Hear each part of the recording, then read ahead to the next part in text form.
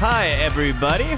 Welcome to Show to Be with Mike G, the show of life, the show of beers, the show of trains. I think we even talk about Agatha Christie, perhaps, in this wonderful episode, an interview with Matt McGinnis, a writer, a photographer, a drinker, a thinker.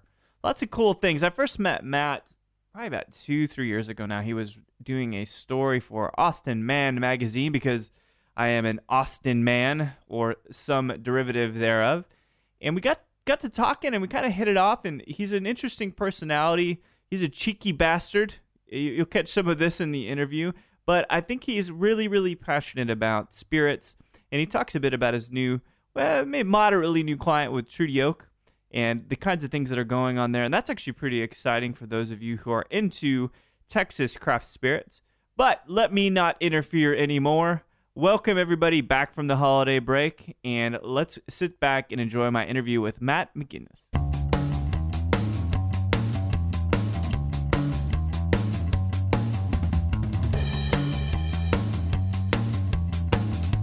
But so, I went out to Dave and Joe's wedding at the Trudy Oak Ranch. Right, yeah.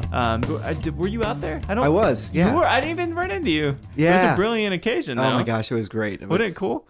Yeah. How do you feel about how the ranch turned out? It's coming along. It's coming along really well. Yeah. I was there today. It looks a little bit better every day. Yeah. Put it in a second fire pit today. Oh, cool. Yeah. So it's going to be a heck of a destination for people to go. It is. It was really. I was really impressed with it. It was. Yeah. It felt very true to Texas, but it also felt kind of nerdy, which is good. You have all this measuring equipment, you have all these fermenters, you have like all these stacks and cases of booze in the warehouse and stuff. It's a very cool mix. Well, since the wedding, all of the brew house equipment's come in, so the brewery will be operational, in months. So fully functioning distillery, starting to venture into whiskey. It looks like I saw this the Rick House and all that. You've got to make wash to make whiskey, right? Right. So they had been working with Adalbert's because they were neighbors. Right. It was right North Austin. next to it. Right. Yeah. So they were getting their wash from them, but they're installing their own brewery. I mean, all the brewing equipment's in now. Yeah. The boiler was going in today. So it's going to be a awesome. whole new line of business for them? It's just the main focus is to make whiskey. Yeah. Because that's the love of those guys. Yeah. They're total whiskey Everything hounds. was just kind of like ancillary to that goal. Well, they're making great spirits, but whiskey but it was their about whiskey. Yeah. You could tell. That's the love. Yeah. So, and if you've got brewing equipment, what else can you make? Right. Beer. Yeah, So they're going to make beer. So that'll be up and running in, a matter of months. And so then there'll be beer on hand there. Mm-hmm. So they'll package it. They'll have a canned beers, keg beers. They'll sell it at the ranch and off-site too. That's crazy. Yeah. What's the brand? Same brand? Trudy Oak? It'll be Trudy Oak, yeah. Yeah. Mm-hmm. Interesting. You know what kind of style they're going to be looking at? Sessionable beers. Yeah. So they'll have 3 year-round beers. But I've tasted some of the early stuff, but I don't know exactly what they'll have by the time. Interesting. Yeah. When are they looking to finally get it out there? Probably first quarter. First quarter. Yeah. Calendar, fiscal year for this. Yeah. Some of us, we're here for right now. Yeah. It's good. Well, so how long have you been working with the Trudy Oak guys? I left my executive corporate job about a year and a half ago. In advertising, or it was marketing? I can't marketing remember. and PR, marketing, right? yeah. So I was managing director of the local office of a big PR agency. Big one, right? Yeah, and I wanted to follow my passion. I wanted to work with beverage companies. Food and beverage has been my thing for a long time. Because that's what you were covering even then. You were kind of I was doing writing. Right? Yeah. It was my sideline. So I could keep my finger on the pulse of my passion. Right. So I started writing about it. But my business was all technology. And I've done that for 20 years. What kind of tech? So I've represented semiconductor design, chip companies. I worked at Dell. Oh, I didn't know that. Yeah, okay. then my last job I was representing like Panasonic and Nokia and software companies and a variety of different things. Was that because did you go to school for that or? Nope, I have a degree in philosophy. But that's the thing. It's like either it kills you or you can apply it across every industry. Exactly. Like either way. Yeah, so but you broke away the time was right. The time was right, and I called Daniel. I'd written about Treaty Oak a number of times over the years. Yeah, and the ATX Man magazine, for example, right? Yeah, mm-hmm. where we initially met, more or less. Right. Yeah. So I called him and said, "Hey, going out on my own. I would love to work with distilleries. If you know anybody who's looking, I know you've got an agency, but if you know anybody, but they were, if I recall, they were transitioning from the industry, or they were just in the middle of transitioning, and I didn't know that. Yeah. So I was just looking for referrals, and he said, "Well, hey, let's try you out on a project." So I did a couple projects for him, and then in July, I'm sorry, it was July. They hired me. Cool. Are you part of staff or still like a vendor? No, I'm their agency. That's rad. So yeah. So what's your agency officially called now? Penn and Tellus. Penn and Tellus. Oh yeah, that's right. Yeah. Yeah. Somewhat clever. Yeah. I mean, it's pretty clever. Well, my son named it. Oh shit! Really? Yeah. How old is your son? Well, he's 12 now, but he's gonna follow your. You're just gonna have to hand over the keys. He was almost 11 when he came up with a name. Yeah. So he was 10. Oh, that's brilliant. Yeah. Yeah. Well, that's good. So you've been working with them.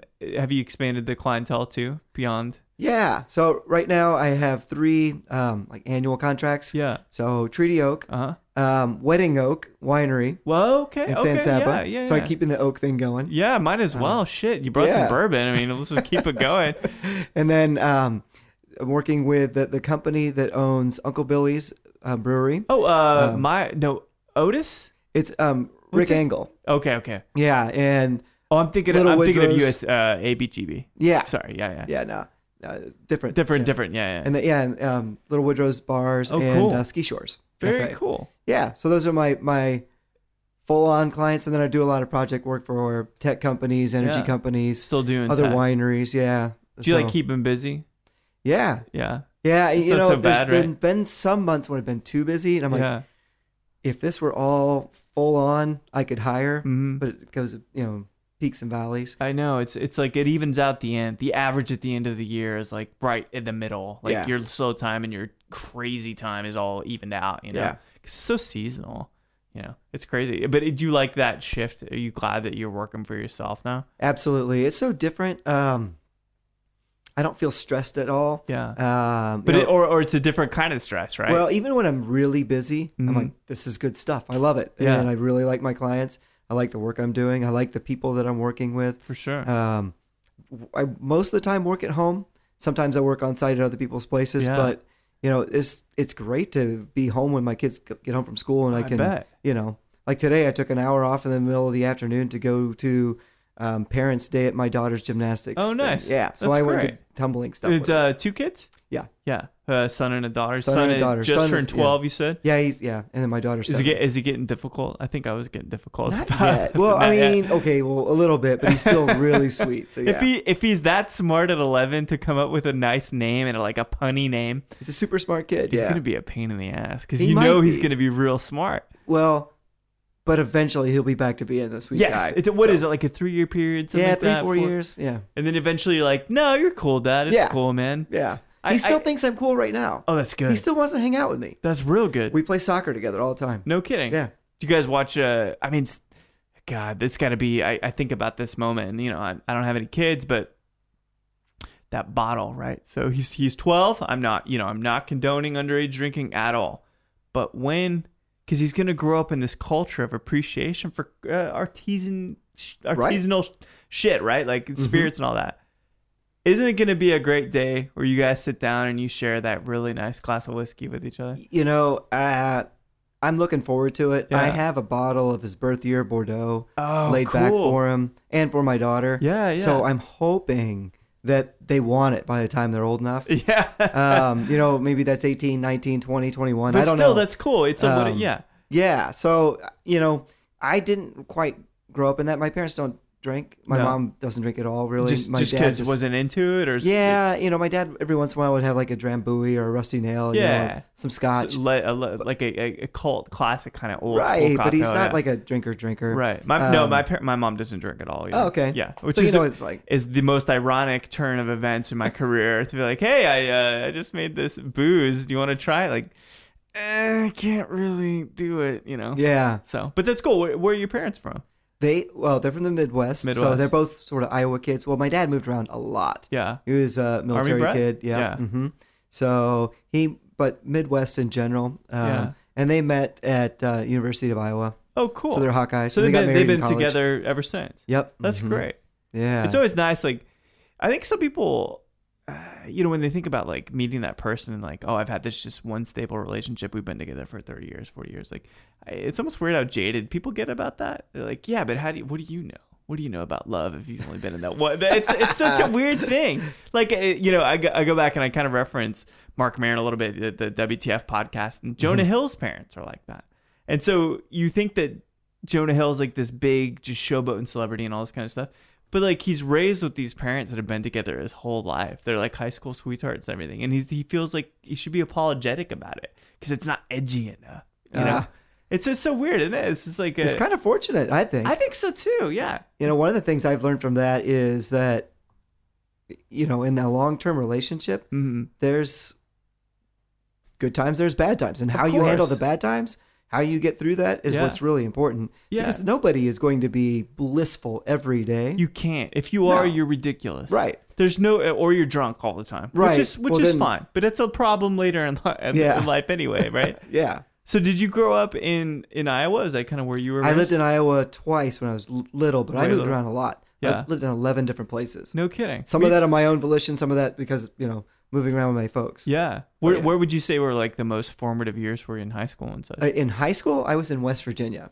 So okay, so my only bearings for West Virginia are the shows on Discovery ID where people get buried in bogs.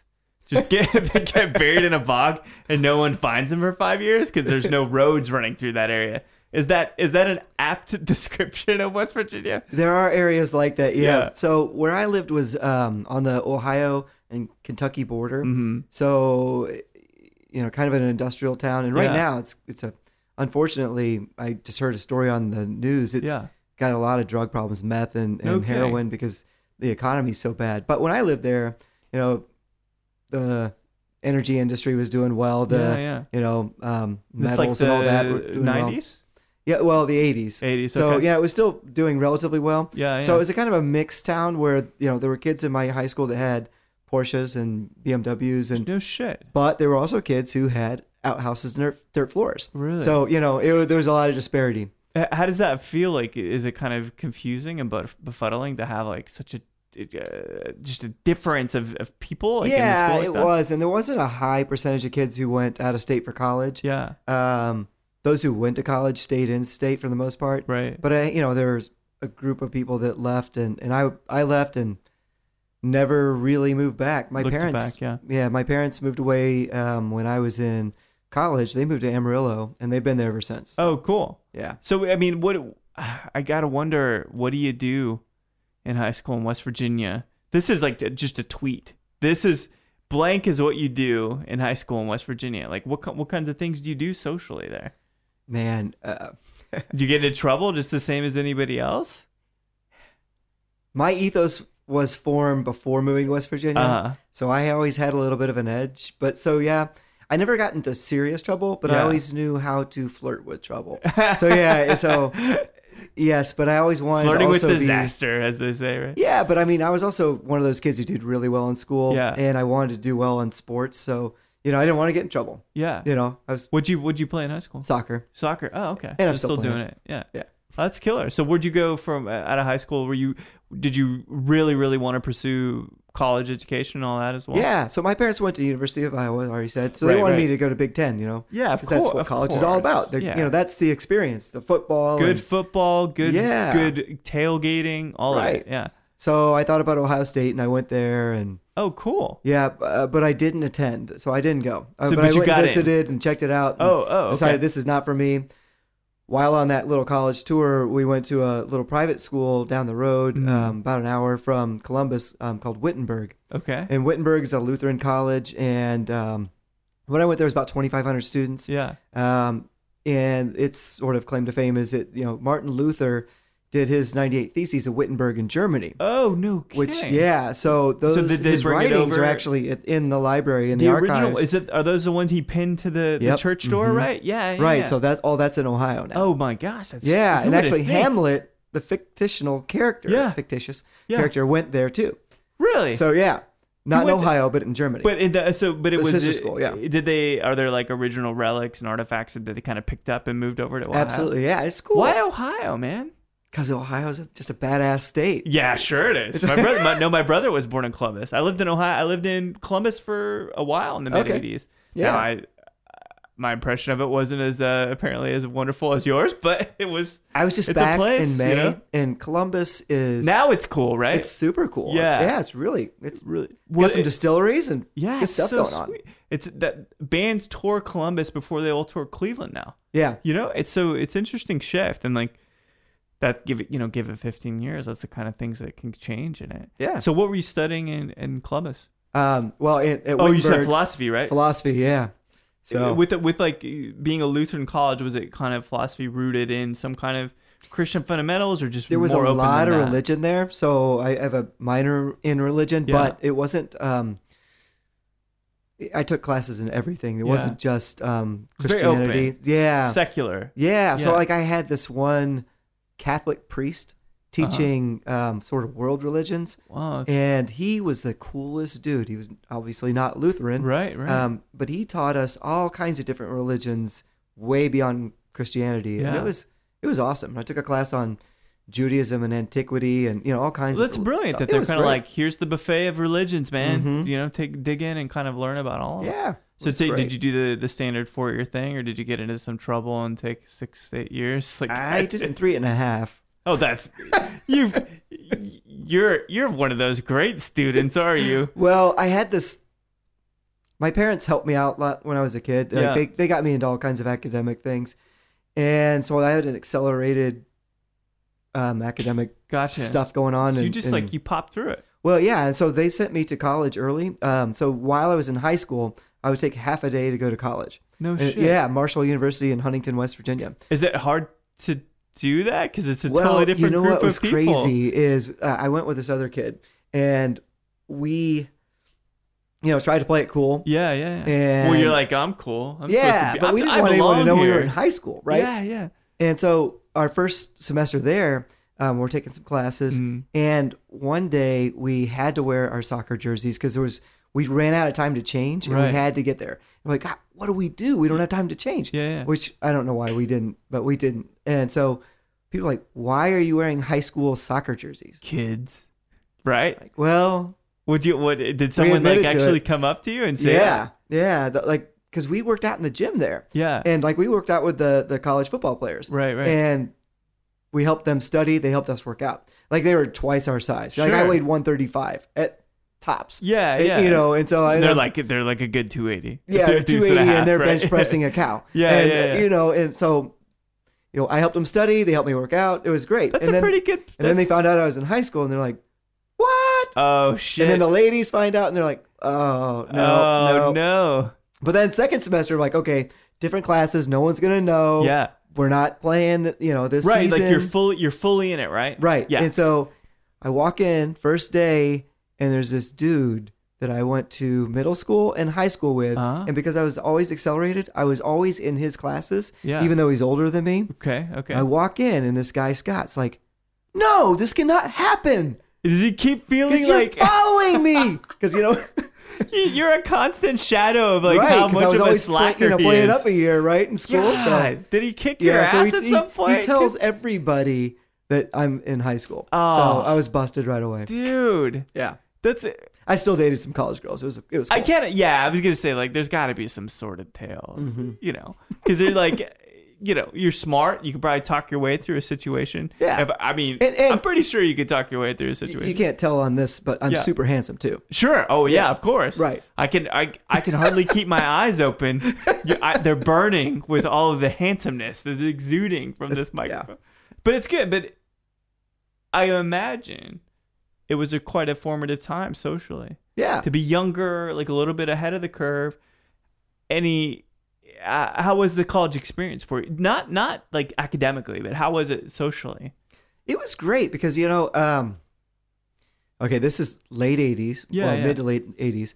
And in West Virginia, the music scene was kind of tilted towards heavy metal and stuff, classic rock. Yeah. But the college radio station played a lot of pretty good stuff. You're talking mid to late 80s, right? Yeah. Like REM at that point, I guess? Yeah, that kind of stuff. But I was kind of getting into the punk scene. Yeah. Like so, who? Yeah, like Black Flag and Husker Du and Dead Kennedys and all that kind of stuff. And they were playing it. And so I met kids in college, that I wouldn't have met in high school, right? Because my high school friends weren't. Some of them were listening to it, but the college guys were all listening to it. Yeah, like, that was what the Replacements. Like that's all about Left of the Dial, right? It's all about that whole genre that's like we're left out, but they play it here. Right. It's killer. Did you ever play music at all?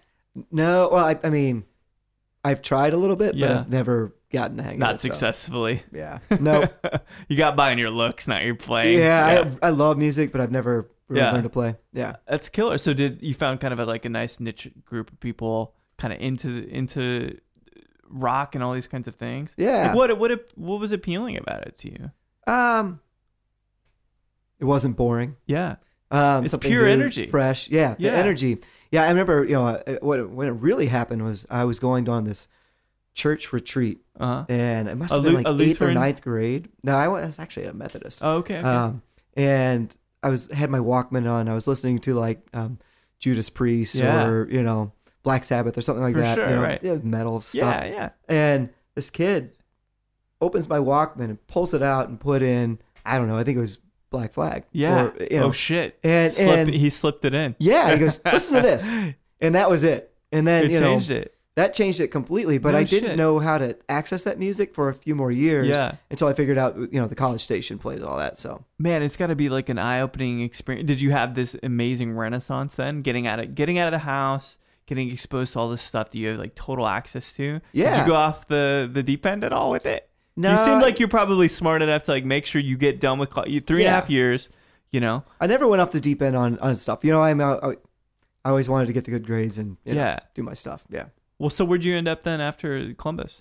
After Wittenberg, I moved to Chicago. Okay, cool. Yeah. Doing PR stuff then? Sort of. I went, my first job, actually for 9 years, I worked for the Boy Scouts. No kidding. Yeah. What does one do for the Boy Scouts? You know what I mean? Like, is it branding? Yeah, well, so it was a multifaceted job. So it was a lot of marketing, PR, advertising. No social media back then. Yeah, not then. But it was all like getting things organized for kids. So getting, helping the schools organize groups for kids or the churches or whatever. Yeah. And helping the kids, get the word out. So it was a lot of grassroots. That's so cool. Yeah. So is there headquarters in Chicago then? No, it's in Dallas, but there's local offices all over the country. No and kidding. so I worked for a local office in Chicago. Wow. Yeah. How was that? That's got to be a vast difference to move from West Virginia, assuming that you were like in Chicago proper. Yeah. It's like a big metropolitan. Is that yet again like a big eye-opening experience for culture and stuff? I had traveled so much and I'd moved around. Really? So even though I lived, brat, in smaller towns, I had the experience of big cities a little bit, so it wasn't too shocking. And I really wanted to live in a big city. Very cool. It was awesome. Right out of college, living in Chicago was like a wonderland. Yeah. Because there's so many young people there. 22, 23? Yeah, 22. God. And it's great. Yeah. I mean, it's a playground for young people. It totally is. It's it was a beautiful so fun. city. Yeah. People cool then too, right? Yeah. Did you catch on to kind of food and wine and drink, all that stuff even back then? I don't know that it was popular per se then. So it predates predates Chicago, and Food and Wine was big then. Yeah. So I actually, all right, maybe reel in way back. So coming from a non-drinking family, my first alcohol experience was at my neighbor's house across the street when I was in kindergarten. No kidding. Yeah. So I was playing with him, and he says, "Come back in the backyard. Look at this." I'm like, "What is it?" "It's bear." What? "It's bear." I'm like, "What's bear?" What is that? It was a keg. His parents had a keg party the night before. They left it out there? So they left it out. So we took turns taking tugs off the bear. I got it. Nice. Yeah, so we just had this spout in our mouth, and we would drink a little down. Like, bear is awesome. Bear is good. After a little while of doing that, we had to pee. So we dropped trow, and we got a little butt sticking out, and we're peeing in the pansies. And his mom sees us and like, "What's going on? Why are those boys doubling around peeing in the yard?" Because you're pissing in a more liberated way than you would normally. And so she comes out, she goes, "What are you guys doing?" I'm like, "We're drinking bear." So yeah, that's my first alcohol experience. That's a fucking great experience. Yeah, and so then you know what really shaped my whole ideas of alcohol and lifestyle was I was a latchkey kid in elementary school, and cable came out. Oh yeah. And cable wasn't quite regulated in the 70s like it is now. Yeah. So when I would get home from school, I'd flip on the Star Channel or HBO. Oh man. And they would have shit on that is relegated to late night right? now. Yeah. Right? So like softcore stuff was on during the day. Was that like all the kind of the Porkies and shit like that? Like way before that. Way before that. Yeah, Because the 70s you said, right? Oh, like I can't even. I'm trying to think. Well, Animal House was one of the big ones. Oh yeah. But the movie that really did it for me wasn't nudity involved, but it was kids rebelling. It was tweens, middle school kids. Yeah. Which that wasn't a word back then. No, it wasn't. There was no tweens. It was called Over the Edge with Matt Dillon. Matt Dillon. Do you know this? Yeah, I know this movie. Oh my god! And they take over the school, right? Yes. Yeah. Yeah, and Matt gets capped at the end. Dude, it is a great, and it's the same. Sorry, I just ruined it. No, it's too soon, Matt. But the soundtrack, you've got it's great. like Van Halen, Running with the Devil. Yeah, it's a lot Cheap of Trick, Surrender, and it's a great movie, and it's the same director as The River's Edge. You remember that movie with Keanu Reeves and Chris I didn't McGowan? know that. Yeah, dude, I'm almost now. God. Someone will probably bitch at me, but I'm pretty sure it's the same director. All right, I believe to buy it's a this female director. Okay, but so that movie. Yeah.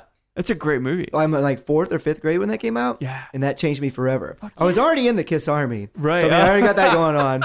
So I've got that 70s edge things going on. And then Kiss this was movie's fucking like real subversive then. Yeah, but then these kids are drinking and stuff, and they're like 12, and I'm driving like, not motorcycles, but motorbikes and stuff. Yeah. I'm like, I got to do this. I'm gonna light a paper bag full of dog shit on fire. I'm doing that. So So then I decided, I'm going to start collecting beer cans because you want to know why?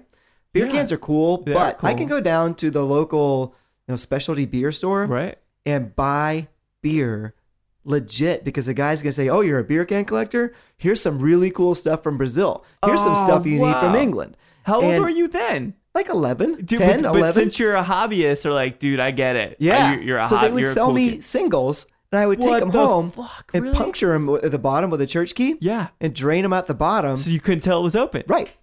Oh, did you? And you drank it, I hope. Yeah. So this is my early on drinking, right? I feel terrible that I was collecting baseball cards at this point. And then we discovered where all the high school kids hid their beer in the woods, and we would raid their stashes. So we take, Did that ever end poorly? Yes, actually, I got my ass kicked really badly one time. Guy caught me. Yeah.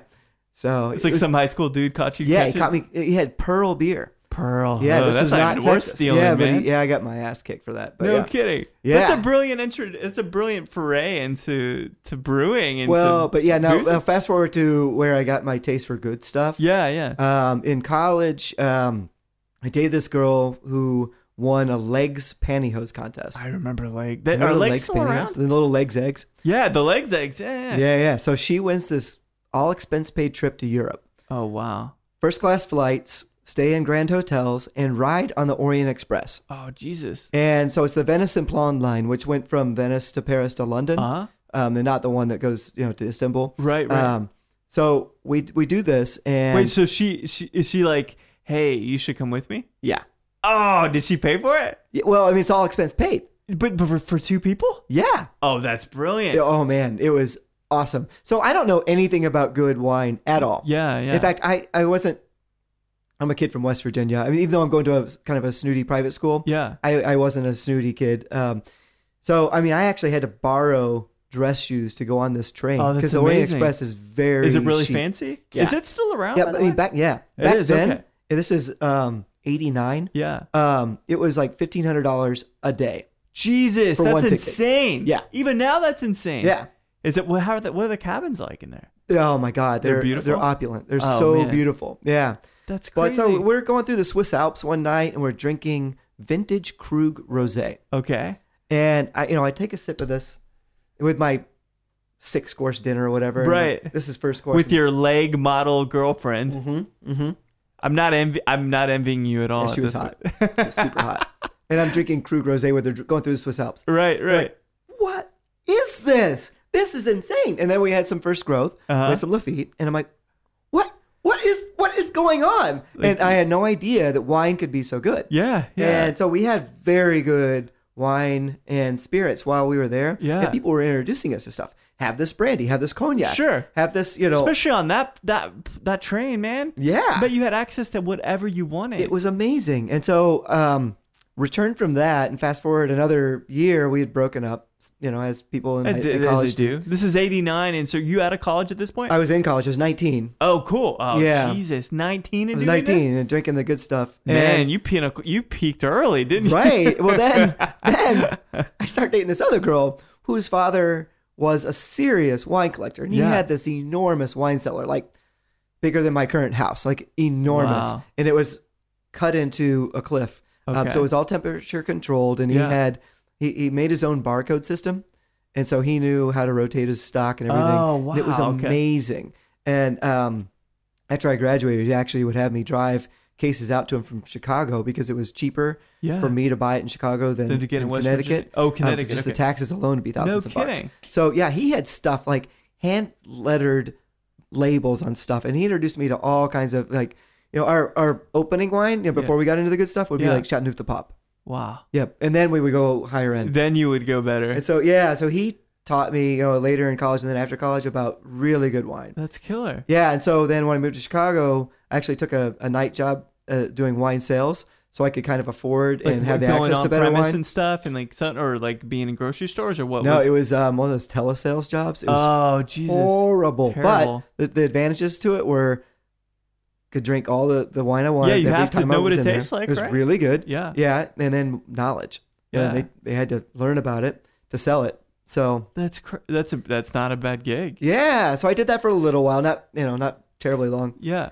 But you're still doing the Boy Scout thing. I was still doing the Boy Scout thing. By day, moonlighting as a wino at night. Eventually, life led me to Portland, Oregon. Yeah. What was it? Was it love? Was it career? It was love. Yeah. Yeah. Okay. There's a real quick aside on that one. I had I was living in Columbus. I moved back to Ohio after being in Chicago. You did? Okay. Yeah. And so I'm in Columbus, and I really want to move back to a city. So I go to New York. Yeah. I love New York. I love So you moved, or you just visiting? I'm visiting.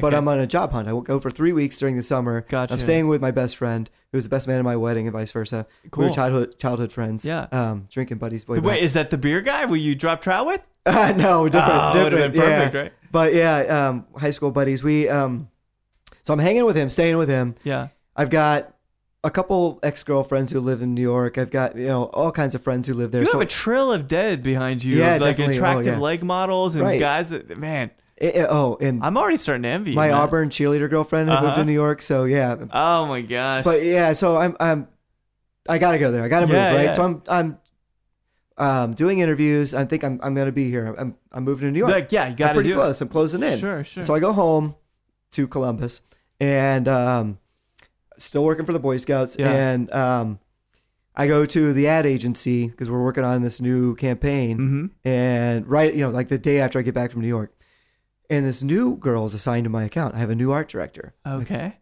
who is that? Oh no. Who is that lady?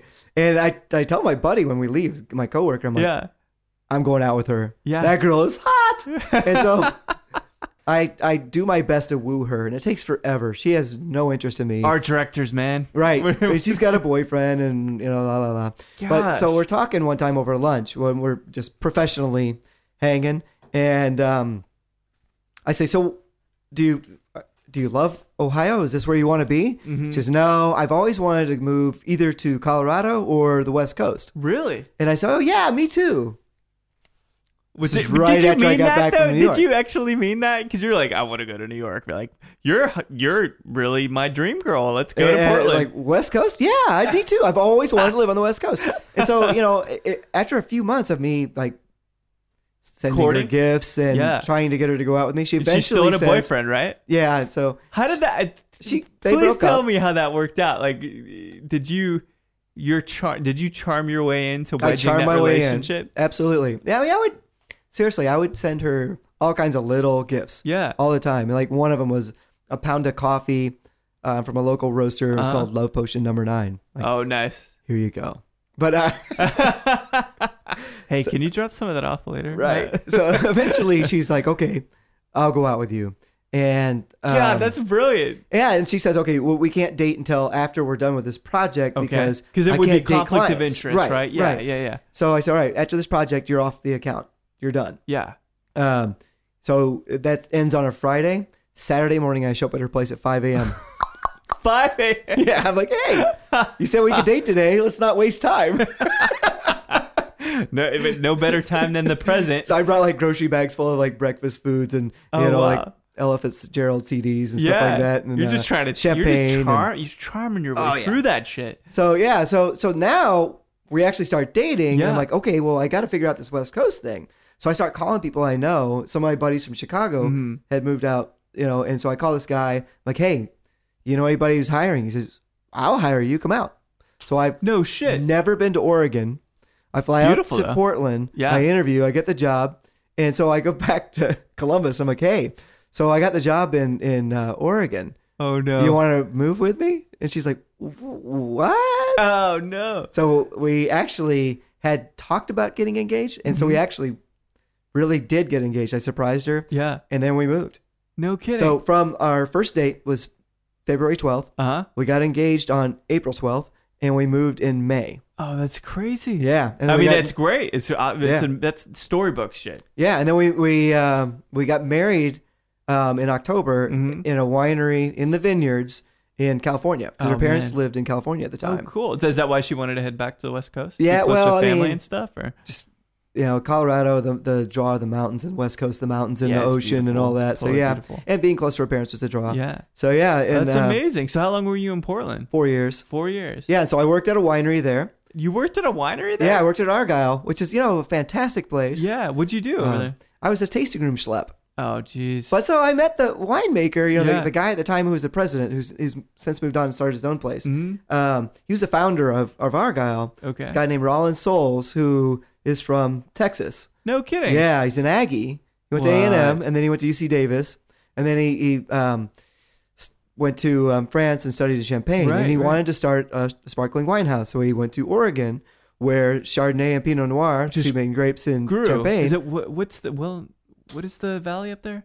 Willamette Valley. Willamette, right? Yeah. Okay. So he started at Argyle in '87. No kidding. And so I met him through one of my Boy Scout friends. And so crazy. Got a job, and we drank wine together, and he's like, well, yeah, of course you should work here. So why not? We hit it off. He liked my palate, so we were blind tasting stuff. Yeah. And he let me do whatever I wanted. So we didn't have formal tours. He said, you want to do tours? Take people on tours. You want to come out and work harvest and do production? Do it. You want to come out and help me make sparkling wine, disgorge the sparkling wine? And I'm like, yeah. So I got to do all kinds of stuff. That's insane. Most people don't get that kind of experience. It was fantastic. Yeah. And so that really, I already was very passionate about wine, but now I got to see what it was like to make it. Which is a different deal. Oh, man. Most people, I think about this with tequila, right? You cheat yourself. Are you? That was the just for all of you listening. That was the sign that the glass was empty. The glass is empty. Which we're gonna. Yeah, I've got to meet you now. So I've got to meet you halfway. And this. So just as a brief aside, Old Taylor, 1961, 6 years old, makes it from 1955. This stuff tastes like this crazy hybrid between a wonderful caramelly bourbon and a brandy. Yeah. And you shared it with me. It's awesome. And it's got the stamp on the top. It's my grandfather's bottle. Dude, you got a half gallon sitting here. I have to pictures. We got to take. We'll do photos. We have to do it. But so the thing is, like, you were in it. You got your hands dirty. I got my hands black. Yeah, that's when amazing. You make wine, they get stained black. Yeah, like think about. I'm just gonna say it. Think about Dolce Vita, right? Like, good tequila, 100 proof, fine. But working on the staff for that company, you never have to get your hands dirty. It's a different level of experience. Like, you start to appreciate it differently. Yeah. When you smell it, it gets into under your fingernails. It cuts you. You start getting exhausted because you're doing all this stuff. That is a level of involvement with products that a lot of people don't ever have to do. So I didn't know that about you. That's I think the that's passion really side. admirable. I mean, if people who do that like you do, and want to do that, that's, I don't know, that's foolish. No, that's the most interesting thing about it. I mean, that's why I started writing. Yeah, because I met people who made it, and I'm like, I have to hear these stories.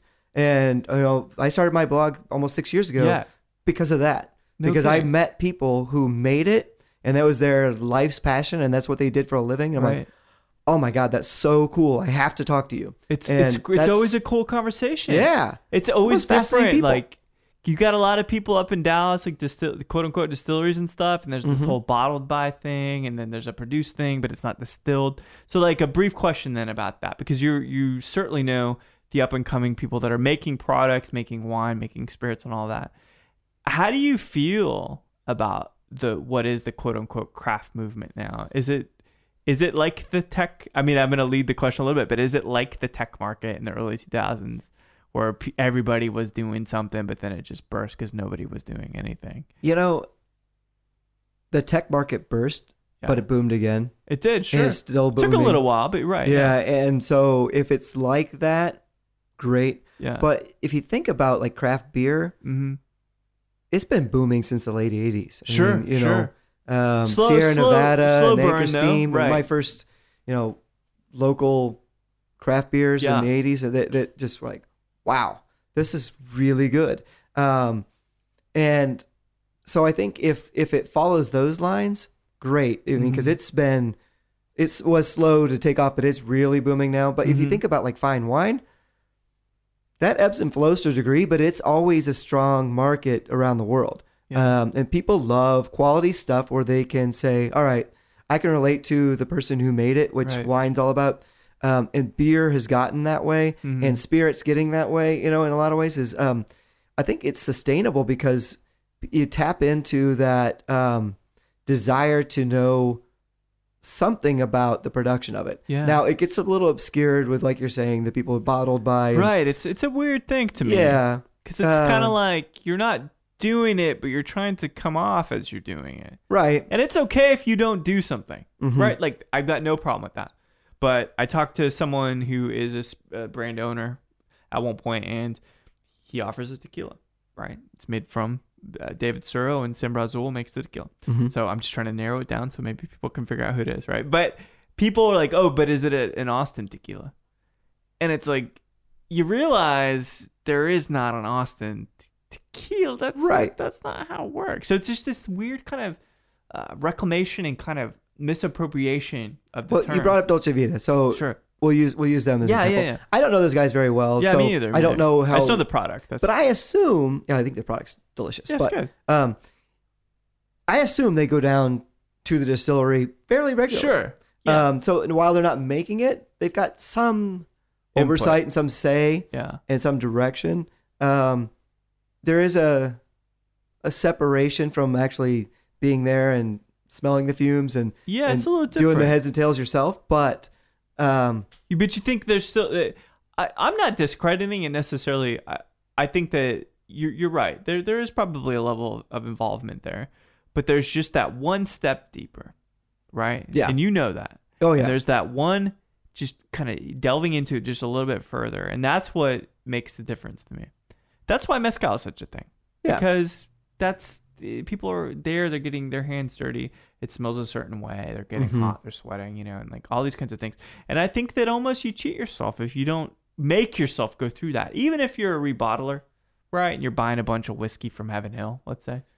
Well, like Treaty Oak has done. Right. They're cheeky about it though, which is funny, right. Well, they rebarreled it, so they aged it, they blended it, And then they bottled it. Yeah. Yeah. Where was the juice from? Did they ever tell? Yeah, well, Kentucky and Indiana. Right, but that's like saying, it's like wine, you get it from where you get it, right? Yeah, dude. I mean, it's like heaven, hell. But I mean, that's got a limited shelf life, right? I mean, Yeah. it's not shelf life; it can last for a long time, but they're only going to sell it till it's gone. Yeah, until they get their own stuff. But their whiskey will be out soon enough. Yeah, and I've been tasting that for 3 years. How good stuff? Yeah. Are they? No one has. All right, I'm just gonna put. They want to age it for a long time, which is great. And that's a good philosophy. And it's interesting to see how the fluctuation of the barrel, contracting, restricting, all this with the heat works. Mm-hmm.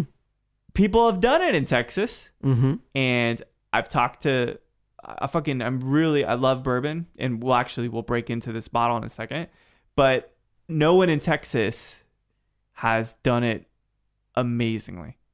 So the cheapest bottle that Buffalo Trace puts out, or the cheapest bottle that Heaven Hill puts out. Mm-hmm. Fucking even Evan Williams. Mm-hmm. Nobody in Texas has made a bourbon that's nearly as good. That is, I think that's absolutely valid. And it is, unfortunately, we're handicapped in the craft market for whiskey. I know you're looking at me, and I think that's the way it is, man. Well, and I'm not going to dispute that. I mean, I think, Garrison Brothers, it's tasty. It's fine. But yeah. Yeah. Now, not bourbon, but whiskey. Yeah. I mean, Balcones has made some really good stuff. Sure, it's good. It's good. Yeah. I mean, I remember the True Blue cask strength. Mm-hmm. That was pretty exceptional. That single malt is not, but they made some bourbon. Sure, I've had it, and it was a small amount, and it was pretty good. It's good. It's punchy, man. Yeah, it's punchy. Now, in all fairness, I was probably 3 sheets when I had it, and it was at 60-something% cask strength bourbon. Yeah. Mm-hmm. So I'm not sure I was able to appreciate it as much, but it's an interesting thing, and I love bourbon, and bourbon is the true and unique offering that America has had into spirits. Mm-hmm. Because vodka comes from elsewhere, gin comes from elsewhere, brandies, of course, come from elsewhere, but bourbon, that's us. Yeah, that matches our rogue personalities, our shooting from the hip, mm-hmm. our partying till we can't remember anymore. I mean, that's bourbon, right? It's a wonderful metaphor for us and culture. I didn't know you were a bourbon guy. Oh, dude, totally a bourbon guy. All right. Really? I didn't know that. No, I try to keep it. I'm a mezcal guy too. I mean, in all fairness. I knew about the mezcal, but I didn't know about bourbon. Okay. Bourbon, no, I love bourbon. I love bourbon too. Dude, it's our jazz. Yeah. It's all we got. Yep. It's all we got. It really is. But beer we've got. That's beer. Fine. But I'm not a beer guy. So we didn't originate beer. No, we make good beer. Right. Yeah. Bourbon, well, I mean, you could say the Scotch came over and helped us figure out how to do this. Yeah. So I'm going to finish up. I've got just a brief sip here, and I'm going to take this break here to sip this Old Taylor, which is really wonderful, man. It's good, isn't it? Doesn't that take you, transport you a little bit? It does. You know, I wish I was, my grandfather were alive to drink it with me, mm-hmm. But, Excuse me. So was your he was a drinker? Not maybe heavy, but... I mean, I don't think he was a heavy drinker, but he appreciated good drinks. Where was it? West Virginia for him too? Or no? No, he moved around a lot, but Midwest, Pennsylvania, Iowa, Illinois, that sort of thing. Seattle. Oh, cool. I mean, it's all over the place. Yeah. Well, you know what? Everybody, every episode, I have somebody pick a bottle from my stash. Yeah. Although it's a public overt stash, and all the bottles are there. And you know what? Fuck it, man. We're gonna drink what is the most expensive bottle of American whiskey, because there's scotches that are the 5,000, 6,000. But in terms of American whiskey, this is the most expensive bottle, and this is the only reason I mention that is because there is no correlation between quality and cost in bourbons. Because you make a good Old Charter, Old Taylor. I can't imagine this was very expensive. It probably was cheap. It's cheap as shit, right? Yeah. But it's brilliant. Yeah. And we're going to do it. We're just going to fucking do it because it's bourbon season anyway, and all these bottles are about to hit Austin anyhow. Let's have it. So we're going to do the Pappy Van Winkle 23. I'm going to let you pour, unless you have a superstition against it. I've met a couple people that have superstitions against pouring their own bourbon. But I would allow you to, if you want to pour your own, or I can come over there and pour it. Either way. Let's have you pour. My pleasure. I'm going to pop over here and do that. So this is, at this point, Buffalo Trace juice completely. This is a bottle from, I think, 2012. And it's something worth experiencing so you can have some kind of litmus and kind of understand bourbons and stuff. But I don't know, man. Worth $2,600? I don't think so. All right, let's see.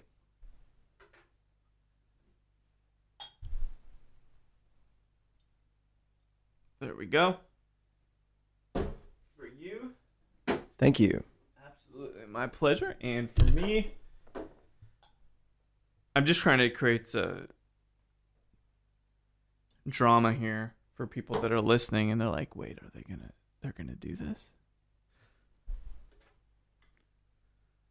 Oh, that Buffalo Trace is awesome. What do you think? What do you think about $2,600 a bottle now in gray market? Yeah, I don't know that I would pay that. That's right. Yeah, I don't know that I would either. This is tasty, but it's good, I'm not paying that. Yeah, dude, it's insane, right? Yeah. This is the most revered fucking bottle, it's really man. Nice. It's good, but $2,600, $2,300. Gray market's ridiculous. I got an email the other day from a guy who was a Pappy hoarder, more or less, and every Buffalo Trace bottle, including the Van Winkles this year, are up about 50% resale. You could get a bottle of the 12-year Lot B Van Winkle last year for probably, let's say, $200, $225, $350 straight across now. Wow. It's insane. And the 23 is no exception at over $2,000. So thank you for sharing this moment. Yeah. I don't break it out often, man. So it's thanks for breaking it out. Yeah, of course. So you end up in Portland. You're doing the work. You say that you're there for 4 years. Yep. Mm-hmm. And I'm doing the math. You've been in Austin. You said 13. Was it 13 years? Almost 13. Hitting 13 at the end of this year. Yep. Buying the house in Tarrytown. What lured you back, or not back? What brought me here? So yeah. I had while in Portland, like right after we moved there, I left the Boy Scouts and it was middle of the tech boom, and I joined a PR agency that did all tech stuff, and it was mostly semiconductor design. And so I did the commute on the plane down to San Jose, down and back in the same day, a lot. And so I was deeply steeped in that chip design world for a few years in Portland, and Intel's there, and a whole lot of. I mean, it's Silicon Valley, man. It's right. It's a lot of stuff. So I got. How'd you find the contrast between going like working the tasting room and then going into tech? Oh man, so I did the tasting room on the weekends. Oh, you still did? So I was doing the tech. Oh, cool. During the week. So I would take time off from my tech job during harvest to make wine. Yeah. But yeah, my winery job was my hobby job, and it cost me a fortune because Why? Yeah, because they would tell me this, like, we'll give you like say $100 a day to come out here and and do this job, which to me was like, I don't know, it wasn't a job. It was going hanging out with people and telling them how great this wine is. Yeah. And getting them excited about wine. Yeah. And showing them how amazing it can be. It's a non-job. It was a non-job, but they paid me for fucking it. Pleasure to go out there and do it, right? It was so awesome. Yeah. But so if they're giving me $100 a day to go do it, yeah, let's say that's what it was. Sure. Then they told me, okay, then we'll give you 50% off on wine. So quickly do the math in your head. That's $200 worth of free wine, for coming out here and having fun all day. Yeah. I'll do that job. But what the problem is, at the end of the day, when you're loading up the car, $200 worth of free wine is a very small amount. Yeah. Because Oregon wine is kind of expensive. Is it like a case? Well, no, not even that much. So, I would end up coming home with $400 worth of wine.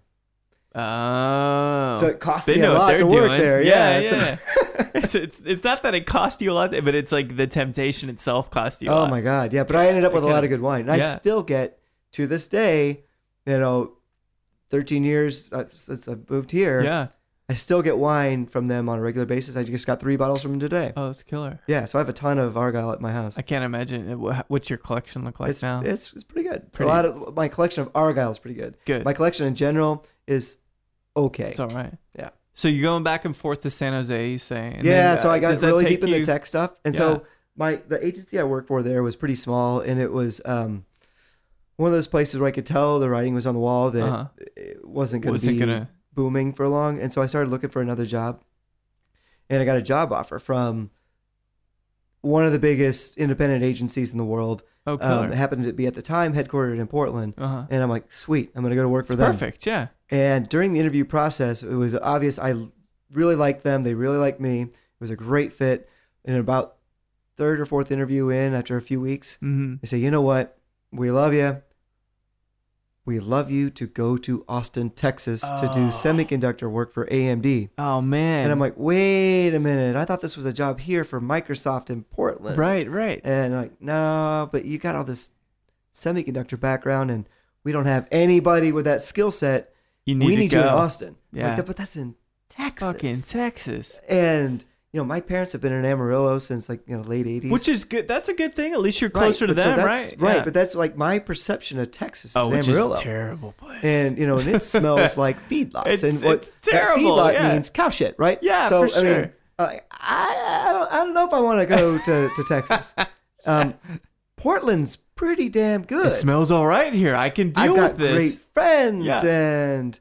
I've got a moderate drug habit that I can manage here. Right. And we were an hour and a half from being on a ski lift. Yeah. We were an hour and a half from being on the beach. Yeah. I don't want to leave that. There's not much better than that. But so I'm like, all right, reluctantly I come down here and I interview for a job. Yeah. What was your wife thinking at this point? She's like, what? Get the fuck out of here. We're not going to Texas. Right. So she would never live. Your parents were in Amarillo, but she didn't have family down here. Well, so here's the thing: is we had put on our list of do not move to places, places that didn't sell alcohol on Sundays. And now Texas has changed a little bit, but blue laws. If you had a blue law, we weren't going to ever live there. Like Indiana, sorry, no. Indiana, hell no. Yeah. Texas, hell no. You're right. But so all right, well, never say never, I guess. Yeah. And so, but it was on our do not move list. Oh, no and kidding. So I fly down here, I do the interview.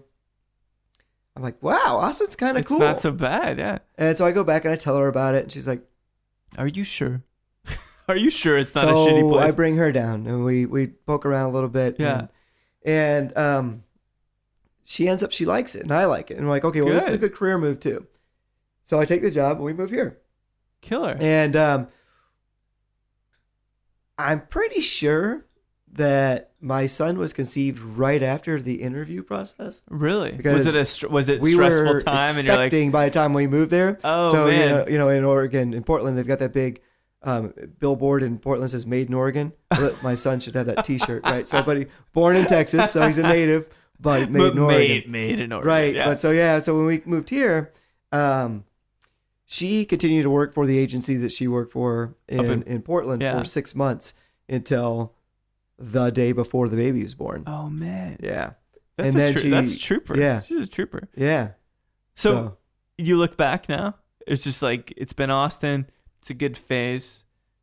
We moved away for a year. Yeah. My job moved us again. Moved us to London. And not bad. So 2006. My son was 2 at the time. And my friend who I said was my best friend, we were yeah. Best man, right? Best man. Yeah.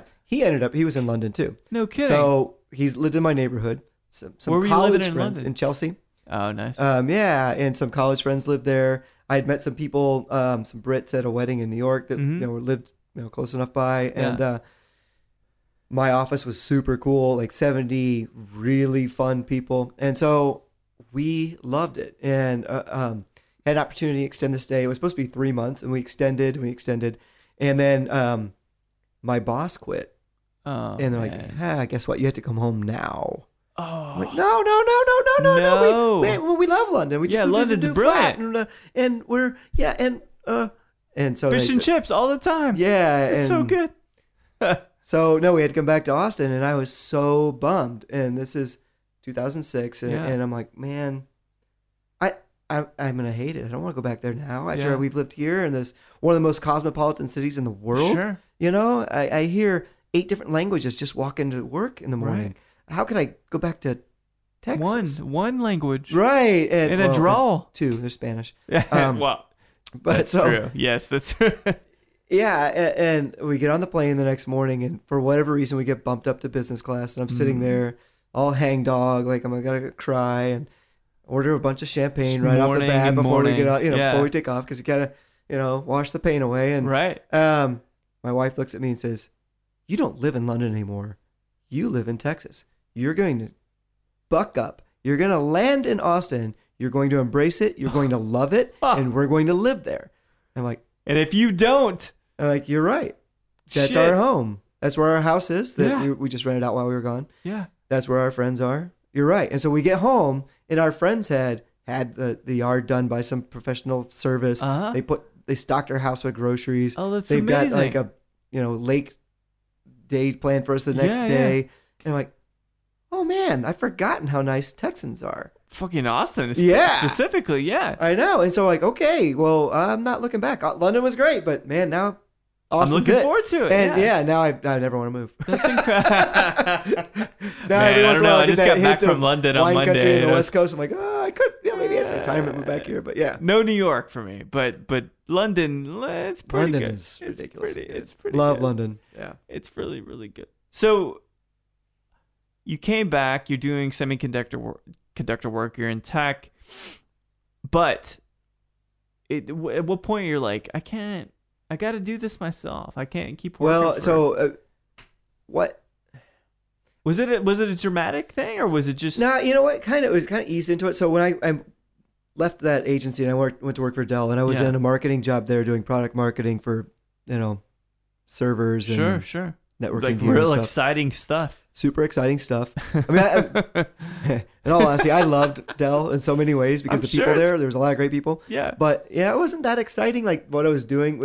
Actually, there was some interesting stuff. But the product line, I don't have a server at home. Yeah, it's not riveting stuff. Right. I'm not going to go read those trade magazines and stuff. Yeah, no way. So, I was whining about I'm not feeling creatively sparked and, I'm not doing cool stuff like I was back, when I was working with Lance Armstrong or whatever, or doing ACL Fest.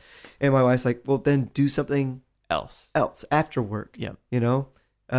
Don't cry about not working at a winery. Don't bitch to me. Right. Just do something. She seems like she keeps you on task, man. Well, I'm making her sound like a hard ass. She's really not. She but says these things in sweet ways.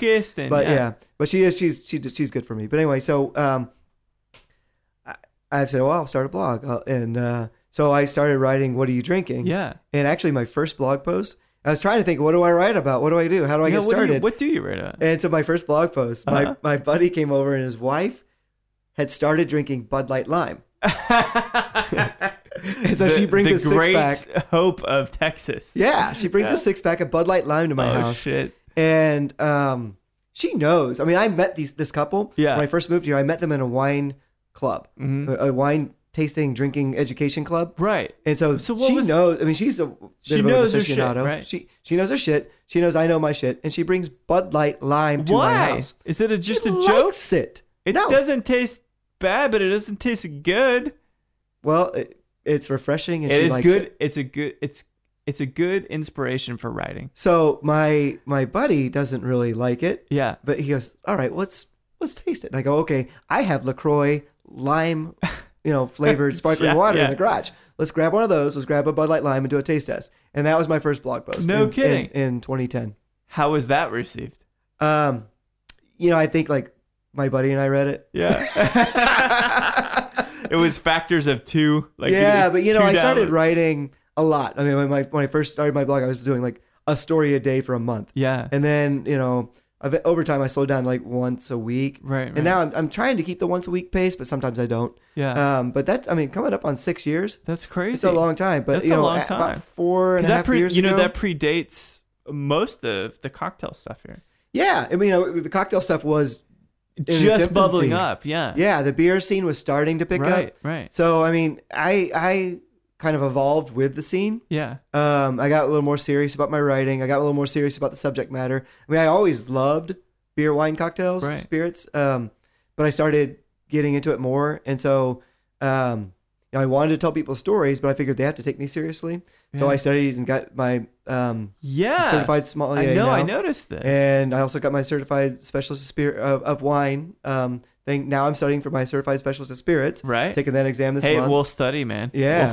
I want to take bar 5 as a producer. I really do. Like, that's one of the things that's on my list. But so, let me ask you this, because I consider you a good representative. Unfortunately, you get summarized as a representative of the wine community. All right. Now, this may not be the case for all wine people, because spirits people, for some reason, a little bit more humble, a little bit more modest. Maybe because they get drunk more quickly with spirits. I don't know, right? Yeah. Why is there such at least as I perceive it, why is there such an air of arrogance in the wine community? What do you think that's about? Or do you not see it at all? Is it just, I mean, it could be totally me. It depends on who. I mean, if you talk to producers. Yeah. No, they're normal dudes. Because we've got to break our backs. People who are making it and people who grow the grapes. Totally different thing. I mean, absolutely. And that's the kind of people I really relate to. Right. But you know who I'm talking about. Are slinging it, you know. Slinging it, for sure. Well, I mean, it helps to be a little snooty because then you can command a little higher price. You know, because wine has that aura of it's a little bit of a celebratory drink. You know, to a lot of people like me, it's a daily drink. You know, it goes with your meal. Right, so like, right. You know, you have to have a decent wine with a meal. Yeah, of course. How are you going to eat? But other people, it's, you know, an occasion drink or something they aspire to. You know, I want a really good bottle to celebrate. Right. And I think that's really ingrained in a lot of cultures, not just Americans. No, sure. It's, So I think that, you know, when you sell it in a nice shop or at a nice restaurant, you can play into that by being a little more formal. Right. Formal. That's a very nice soft word to describe it. Yeah. And there are a lot of down-to-earth sommeliers in Austin. Oh, absolutely. Yeah. Great guys. And if it weren't for the sommelier community, I wouldn't have studied. Those guys helped me out and was saying, you know, when I said, well, I want to learn more. And I took my test with a group of writers, not with other somms. I mean, well, other somms were in the room, but my study group's other writers. But the sommeliers in town helped us. That's cool. Exponentially, because we don't work the floor. We wouldn't be able to pass it. And it's not the same experience. Those guys, and so I think there's a lot of people that here that are down to earth. Yeah. But I get what you mean. You know, you have to. I don't know why it is sell that up way. A little because it's expensive. It is expensive. It's not like Pappy. I mean, well, whatever this. Well, it can be. It can be. No, I do. Like a degree is expensive. Mm-hmm. We both got our degrees. I got a master's degree. I'm sure you've pursued it. Like those are expensive. Mm-hmm. And I still am not a dick about it. You know, like even though I can put it on my LinkedIn profile and stuff, like. I am one to include. Mm-hmm. I like being inclusive. I like to talk about things and never alienate someone for what they like. Now, vodka is one exception, perhaps, but like I just feel like it's not the same. And just this is a question because I don't want to pin sommeliers down or whatnot, right? Mm-hmm. Are they really looking to include people in the conversation? The guys I know in Austin are. Good. Yeah. Okay. They're awesome totally, guys. Yeah. When I say guys, that's gender neutral. Yeah. Absolutely. Yeah, because there's a lot of fantastic wonderful women sommeliers in town. Paula's back in town. Paula's back in town. We've never met, and I imagine if she ever hears this, she's like, "Why the fuck is this dude saying my name?" but I read. She's a celeb. Yeah. We have 3 master somms in Austin. Yeah. One of them's a woman. Yeah. June Rodil. She's great. Oh yeah. Ultra down to earth. Yeah, you can go drink a Lone Star with her. Talking. You know. Yeah. She's been wonderful. Yeah, no, I mean she's cool, but I mean I think if a lot of people are like her that are just super cool, but they might have to be a little more formal at work because they work at a fine dining establishment like Jeffrey's where she is or whatever. So they have to, you know. Yeah. They have to be a little more. I get that. No, that makes some sense. That makes some sense. And perhaps I just like to react and just like to have that raw kind of impression of sommelier. You know, it's funny. You know, I can remember like 4 years ago, there's a dude who started a blog. It's now 5 years old. Yeah. Called Stay Hoppy. Mm-hmm. And Matt said, let's do a wine and beer. You know, who's a bigger dick? The wine snob or the beer geek? With the big sideburns. Ass, right? So we did the stereotypes of both. And it's funny because at the time, I had the sense that, you know, beer was more exclusive. Yeah. Like, because the beer's the drink of the everyman, but craft beer, you know, 4.5 years ago or whatever, was just starting, you know, in bottle share. I mean, well, big in Austin. I mean, it's been around for a while, but and it was getting really snobby and like really exclusive. Like, if you don't know this, you can't hang with us. And I just love the look on your face and you're kind of like your chin's wobbling. It's like, well, if you don't know this, right? If you don't collect this, well, you're just bomber. Out of the know, right? And I love craft beer scene. You know, I represent a brewery. Yeah, and I'm gonna have 3 breweries on my roster next year. That's incredible. But I still think there's a little bit of elitism in beer. Yeah. That is what a lot of people think of as wine. No kidding. Yep. Wow. Yeah. I'm gonna say this one thing. Either you distill spirits because you understand how spirits taste, and it's a different process, obviously, right? Or you brew beer. I want, and we'll take Treaty Oak out of it because they know they're whiskey guys, like, so they know how to make whiskey, right? So if they're making beer, fine. But everybody else, brewers, I don't want them making spirits because they know how beer should taste. They don't know how spirit should taste. What about real ale? You don't want to taste that? Well, they're cool dudes for sure. Okay. They are, right? But do one or the other. What about Ranger Creek? No. Again, like the rye is good, right? Like yeah. I like their stuff, but just pick one. You can't be a good comedic writer and then be Michael Bay, right? Like you can't do. I just don't feel like you can be amazing at both. You can be okay at both. Yeah, but you can't be amazing at both. But the whiskey thing, yeah, you've got to make beer. I know, but rum, you've got to make rum beer. Different. I know, but it's a different process. You know, there's no hop. You don't want to fucking hop a bourbon. Right? That would be ridiculous. No, right? no. You don't have to go run through that second piece where you're sterilizing the wort. You don't have to do any of that stuff. Right. Like it's about the distillate. That's the real goal. And so for some reason, I don't know why I'm so goddamn stubborn about it, but I don't want brewers making booze, and I don't want booze guys making beer. I don't know why. I feel like I'm like a Gestapo in this shit, right? But that I feel like it's just so different. Like you can't be good at both. But what about wine guys making spirits? Well, they're just tossing the still. They're making brandy, right? Yeah, they've been doing that shit forever in Italy. That's been going on for beginning of time, right? It makes sense. It totally makes sense. But you can't imagine. Can you imagine Jimmy Russell or Jim Rutledge, those guys making an IPA? Nah. No fucking way you can, right? Yeah. Because they're making bourbon. But okay, well, what about a chef who crosses genres of food? And you know, that's true. That's true. There are certain people who are artistes. Yes. And I can imagine. I mean, I've never had Ballast Point's mixed cocktails, but me either. Maybe they're good. I don't know. Sure. And I don't even know what they're doing. Are they making their own spirits? I don't know anymore. Okay, yeah, but I don't know. Now they've just been purchased, so right. It doesn't matter anyway. But there are people out there who've got that sort of, ideas and abilities and experimentation, and they're artists, and they can do all kinds of things. Not everyone can. You're right. There are some people who are distillers, and there's some people who are brewers, and there aren't many who could do both. Yeah, it's hard. Yeah, it's hard it's like being ambidextrous. Right. Larry Bird could do that shit. Or even bisexual. Well, no. Anybody can throw this and that. Like that's. That doesn't take any skill. Well, there was no smut in our conversation so far, so that's good. That was really good. Go. Yeah, it's like and yes, we could spend a night out, and we could probably go either way. That's not as difficult, but I'm glad that you kind of shed in some light on it for me. And I don't know why I'm so hard aligned and so like rigid in my belief, and I kind of hope that maybe people get mad about it, right? Because it's like you just can't imagine Julian Van Winkle. You can't imagine Harlan at Buffalo Trace. You can't you can't imagine making those guys making a light IPA. Right. It's like, oh, why the fuck would you do that? That's a horrible thing, right? Yeah. So it just flip it. It's the same thing.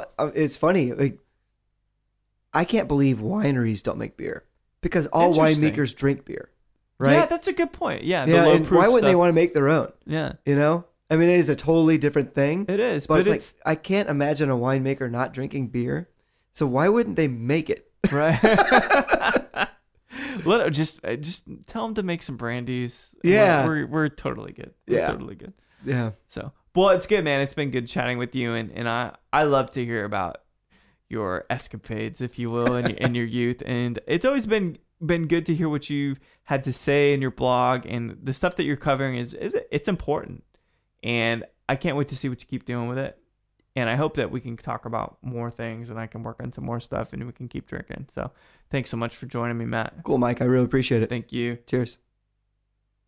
Well, there we go. Great times chatting with Matt. What do you guys think? Are you excited about the Treaty Oak expansion? Are you excited about Matt getting his spirit certification, which I think he finally just got, actually, after this interview? He just posted a picture about that. But he is cheeky, right?